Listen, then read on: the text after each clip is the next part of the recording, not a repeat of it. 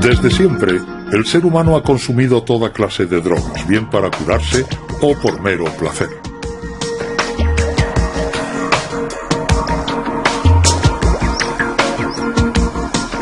Drogas y cerebro, tabaco y alcohol, venenos a la venta libre.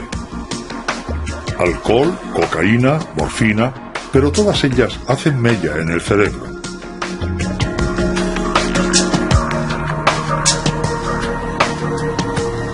En la actualidad, la biología es capaz de explicar sus efectos en nuestras mentes y el estudio de las drogas permite a la ciencia una mejor comprensión del funcionamiento del cerebro.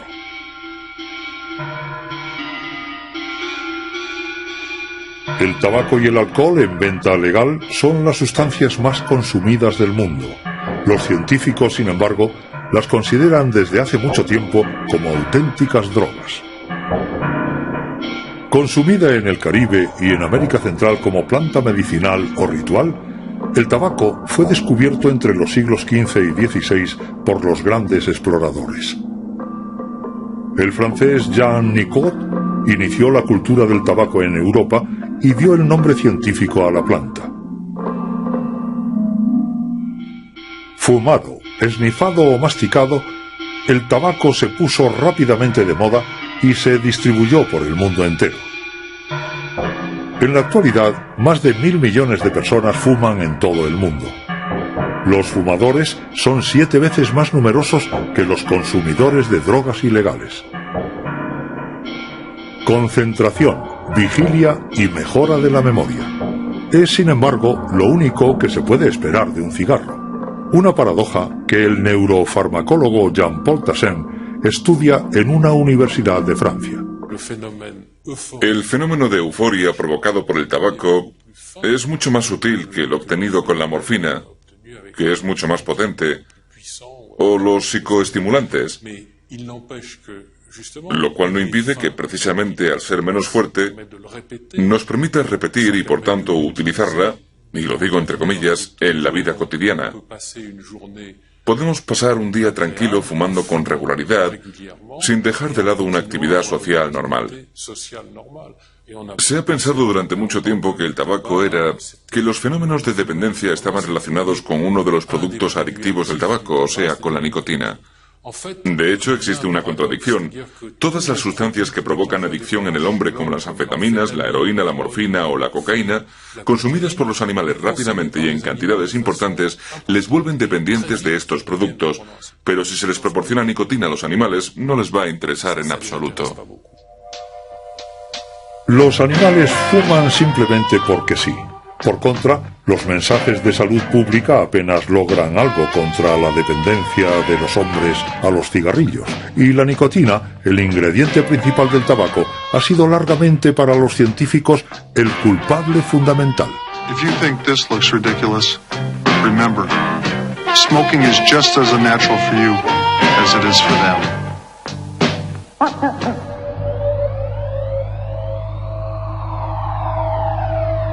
Sin las ratas y los ratones, jamás hubiéramos podido estudiar los efectos de las drogas. Comparten un gran número de sus genes con nosotros y las drogas desencadenan las mismas tempestades en sus cerebros. De hecho, la humanidad entera tiene una deuda moral con estos pequeños animales.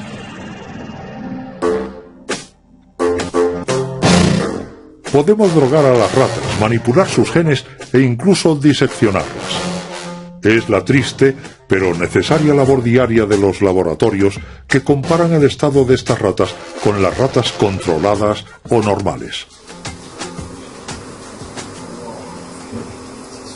En su laboratorio de Burdeos, santo y seña en el estudio de las drogas, Martín Cadot estudia el comportamiento de las ratas frente a la nicotina. Es cierto que la nicotina es una droga de abuso, contradictoria, pues de hecho posee propiedades adictivas extremadamente importantes, y esto sin tener en cuenta sus propiedades psicotrópicas tan poderosas. Digamos, por otra parte, que la nicotina no provoca cambios en el estado de la conciencia, contrariamente a lo que sucede con el alcohol, la cocaína o la heroína. El hecho de fumar, de consumir tabaco, aumenta la capacidad de concentración, la capacidad de reflexión y el nivel de alerta. Estas son las propiedades estimulantes del tabaco, pero al lado de ellas posee también propiedades calmantes en el sentido de que el hecho de fumar, y esto es una experiencia subjetiva vivida por el fumador, reduce el estrés. Mucha gente fuma precisamente en situaciones estresantes, así que es aquí donde encontramos los dos aspectos del efecto de la nicotina como algo en absoluto antinómico. Se da en muchas sustancias consumidas por el hombre. El alcohol, por ejemplo, puede tener efectos estimulantes y al mismo tiempo calmantes.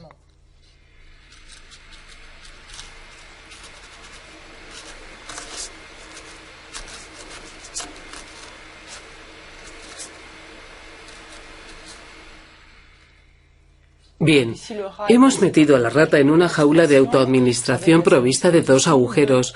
Uno va a ser el refuerzo, es decir, que cada vez que el animal meta su hocico en dicho agujero, el ordenador va a activar una bomba que va a empujar la jeringa y que inyectará en la circulación venosa del animal una cantidad determinada de nicotina. El agujero llamado sin refuerzo no va a producir ningún efecto. A través de las sesiones de autoadministración, que en general tendrán lugar una vez al día durante varias semanas, veremos finalmente que el número de visitas al agujero con refuerzo irá aumentando según pasen las sesiones. Es lo que se denomina la adquisición de un comportamiento de autoadministración.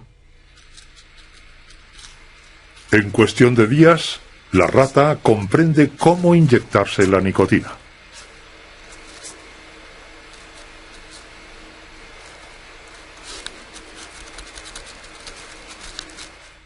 Por debajo de una determinada dosis, el animal no percibe la nicotina y no se autoadministra la droga, pero por encima de esa cantidad, la dosis se vuelve perceptible.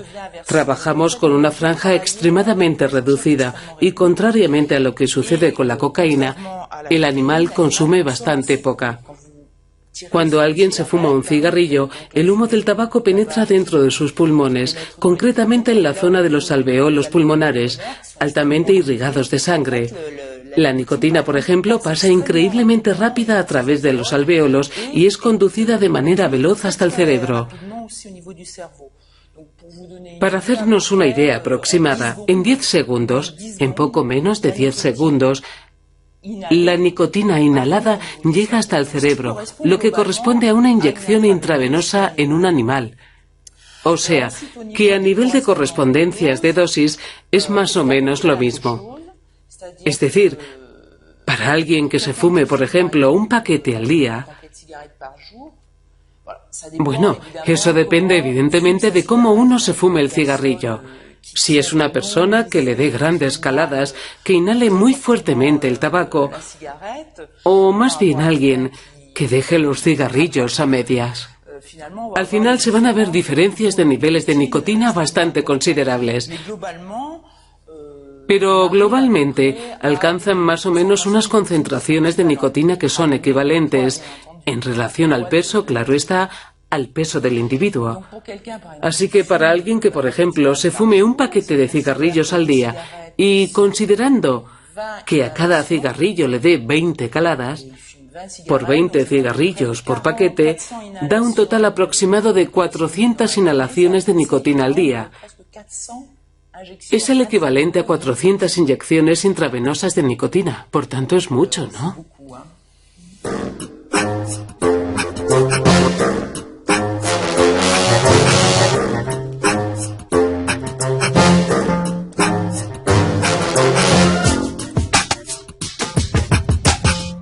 Para actuar, la nicotina, vista aquí bajo su forma cristalizada, como todas las drogas, piratea el sistema de comunicación del cerebro. Pues nuestro cerebro se pasa la mayor parte del tiempo hablando consigo mismo. Su buen funcionamiento se basa en el diálogo incesante entre nuestros 100 millones de células nerviosas, las neuronas.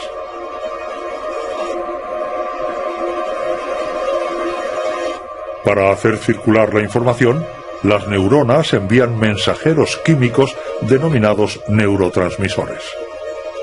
Bien sea el dolor, el placer o el ritmo en el intercambio de información, los neurotransmisores regulan un equilibrio sutil y complejo del que depende el conjunto de las funciones de nuestro organismo.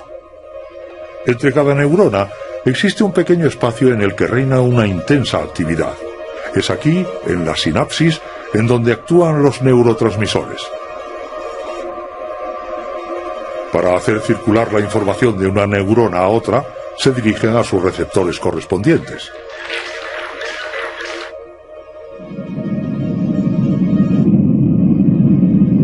Si la nicotina favorece la memoria y la concentración, es porque boicotea la red de comunicación responsable de estas funciones en el cerebro.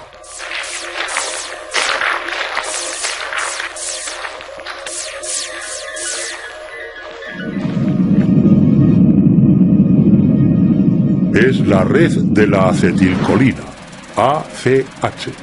Además, sus receptores se llaman receptores nicotínicos.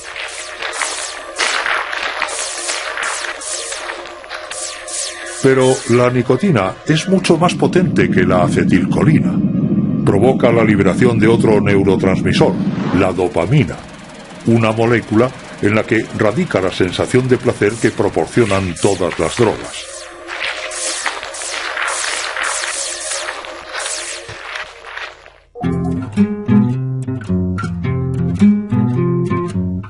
Sin embargo, desde hace algunos años se sabe que la nicotina no es la única culpable.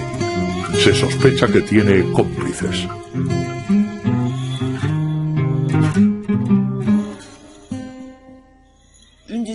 Una de las hipótesis que estamos probando aquí, en el laboratorio, es efectivamente saber si en el tabaco puede haber otras sustancias que favorezcan precisamente la propiedad adictiva de la nicotina. Estas sustancias actuarán directamente sobre la dopamina, la molécula del placer.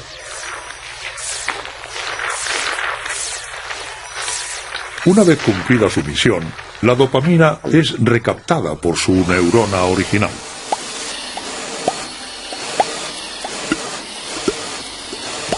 En este momento, una molécula es la encargada de destruirla. Se trata de la monoamina oxidasa, o MAO.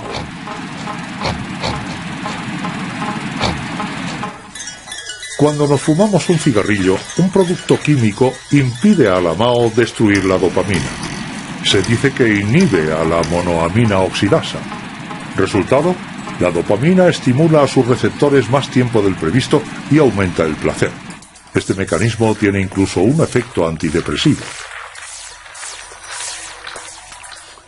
Lo que estudiamos en el laboratorio es cómo el hecho de tener inhibidores de la monoamina oxidasa va a aumentar el poder adictivo de la nicotina.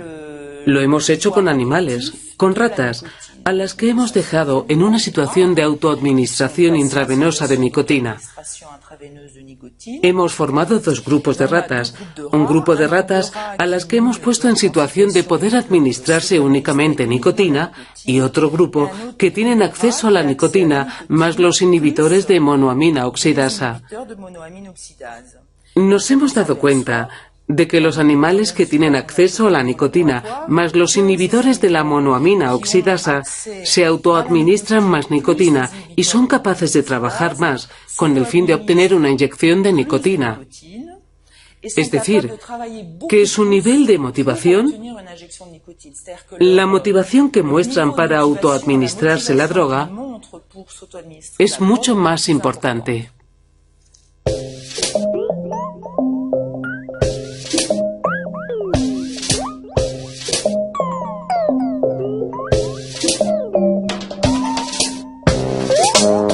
Conclusión del experimento. La nicotina no es seguramente la única responsable de la adicción al tabaco. Entonces, ¿cuáles son las otras moléculas implicadas? Los científicos aún siguen tratando de averiguarlo, y es que tienen dónde elegir. Se sabe que hay hasta 4.000 productos químicos en el humo del tabaco.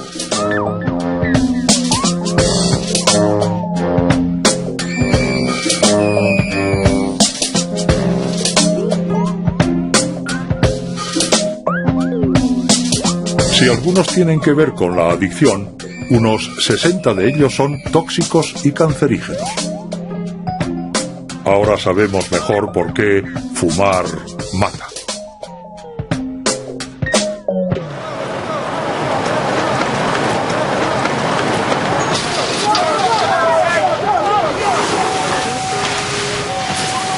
desde cáncer a enfermedades cardiovasculares. Hoy día, unos 5 millones de personas mueren al año en el mundo a causa del tabaco. How many people tobacco kills every day? I mean, what you saying? 20, 30,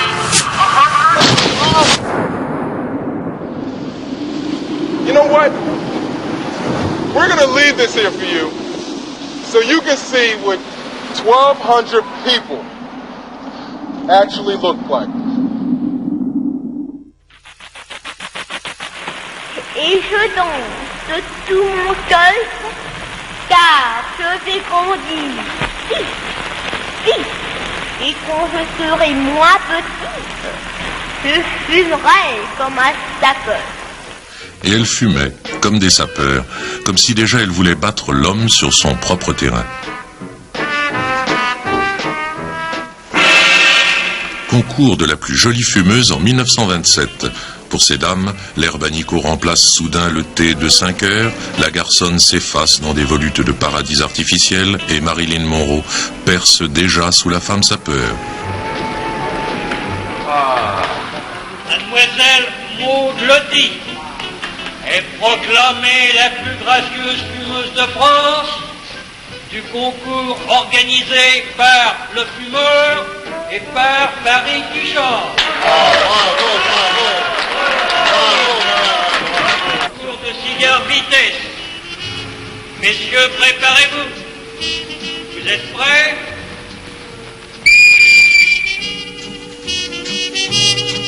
« 1930.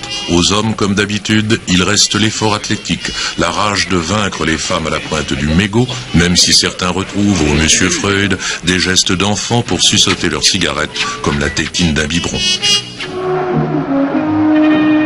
Los cigarrillos no hacen su aparición hasta mediados del siglo XIX.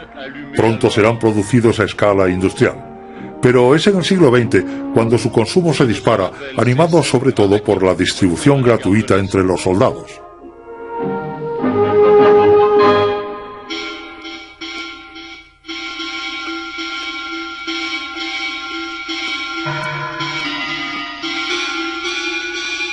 En la actualidad, las industrias tabaqueras fabrican 5 billones con B de cigarrillos al año.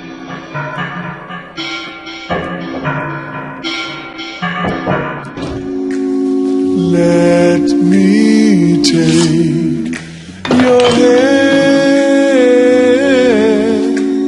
try to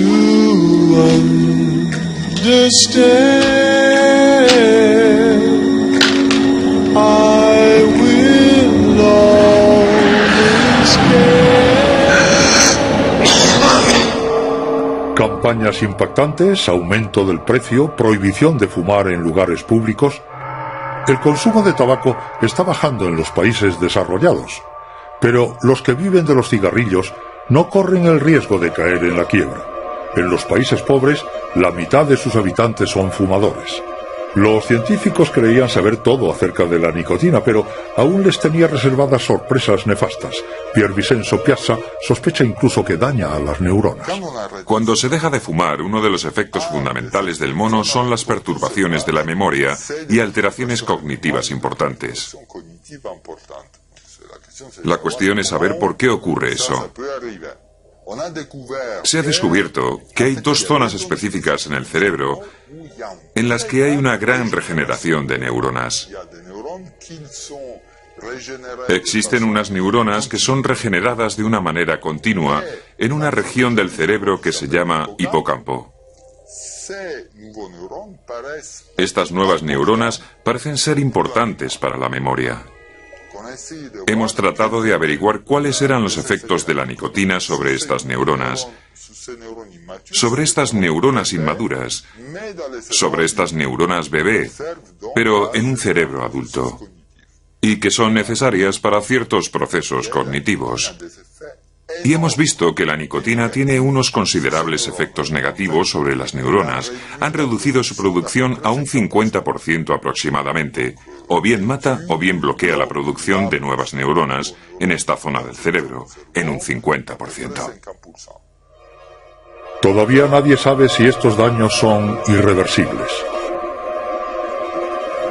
hay unos lazos aún más fuertes entre la nicotina y la memoria. Gran conocedor de la acción de la nicotina, Hervé Allen no es sin embargo un experto del tabaco, sino un especialista en la enfermedad de Alzheimer. La enfermedad de Alzheimer es hace tiempo se decía, un acto degenerativo de las neuronas, es decir, que nuestras neuronas, que son las células nobles del cerebro, son las que aseguran, entre otras cosas, la síntesis de neurotransmisores, las sustancias necesarias para las conexiones entre las diferentes zonas del cerebro. Son células degenerativas que mueren.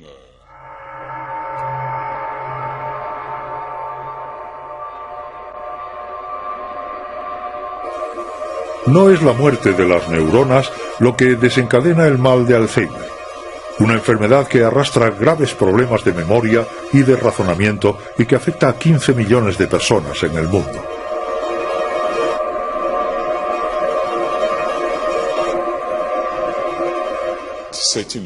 Fue un gran descubrimiento saber que eran las neuronas del hipocampo las que sufrían las primeras, pues el hipocampo es un poco como el disco duro de nuestra memoria. Es ahí donde la información, los recuerdos, empiezan a ser almacenados. Y una vez que el hipocampo hace su trabajo, la memoria a largo plazo va a estar como en una biblioteca localizada en diferentes áreas del córtex.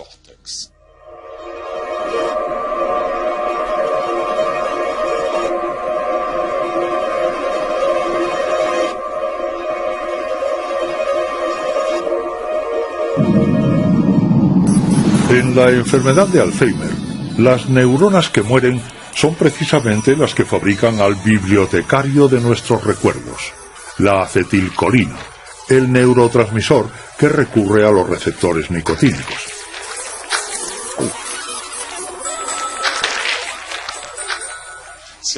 Estos receptores nicotínicos intervienen en el proceso de la memorización, intervienen en nuestra capacidad de mantener la atención. Cuando vemos la televisión o charlamos con alguien, escuchamos. Es necesario escuchar para seguir la conversación. Pues bien, esta posibilidad de escuchar lo que nos cuenta otro o ver lo que hace otro es lo que se denomina atención. Y la atención está altamente condicionada por el buen funcionamiento de los receptores nicotínicos. No se trata solamente, al estimular estos receptores nicotínicos, de mejorar el funcionamiento de la memoria, de nuestra atención, sino al mismo tiempo, y eso hay que probarlo en el hombre, de quizá disminuir e incluso detener la toxicidad de uno de los enemigos número uno del hombre, el Alzheimer. Vean cómo hemos pasado por el tabaco, por la nicotina. Es ya viejo el descubrimiento de la nicotina, de los receptores nicotínicos, hasta llegar a la neurobiología más contemporánea. Todos los grandes equipos del mundo trabajan en lo que acabo de decir, o sea, en cómo se explica que estimulando un receptor podamos jugar con la vida o la muerte de unas células o con la toxicidad de ciertos productos.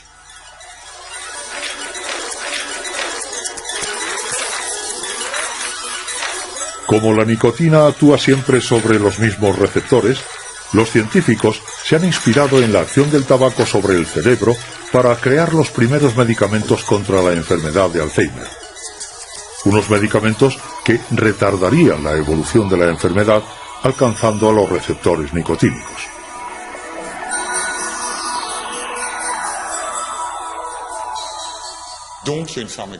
Así que hay una farmacología de los receptores nicotínicos que responde a la misma estrategia o a la misma hipótesis de este déficit en el funcionamiento de la acetilcolina en el cerebro. Pero en lugar de actuar sobre el neurotransmisor, va a hacerlo sobre los receptores. Así que me dirán, entonces mejor darles tabaco a los enfermos de Alzheimer. Durante mucho tiempo se creyó en efecto que el tabaco era un factor de protección.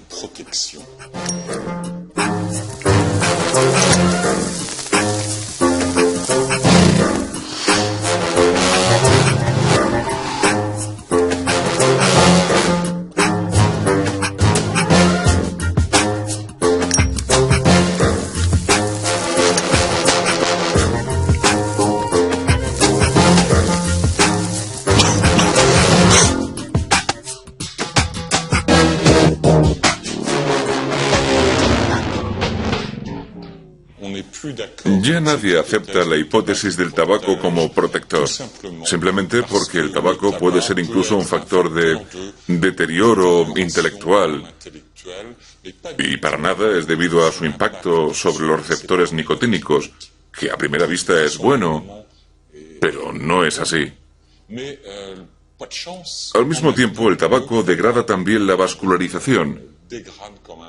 El Alzheimer hace más frágiles los vasos sanguíneos. Es por esto, y resumo, por lo que los primeros estudios decían que el tabaco podía prevenir contra la enfermedad de Alzheimer. Todo esto ha sido echado por tierra a causa de este efecto nefasto y deletéreo del tabaco sobre los vasos sanguíneos del cerebro. Por tanto, hoy la tendencia, y es el mensaje que hay que transmitir, es que el tabaco ahora, en la actualidad, es considerado todo lo contrario, es un factor de riesgo a la hora de padecer Alzheimer. Vasos sanguíneos más frágiles en el cerebro, adicción, componentes tóxicos, deterioro de las neuronas. No hay duda, el tabaco no es el mejor amigo del cerebro y es aún más nocivo.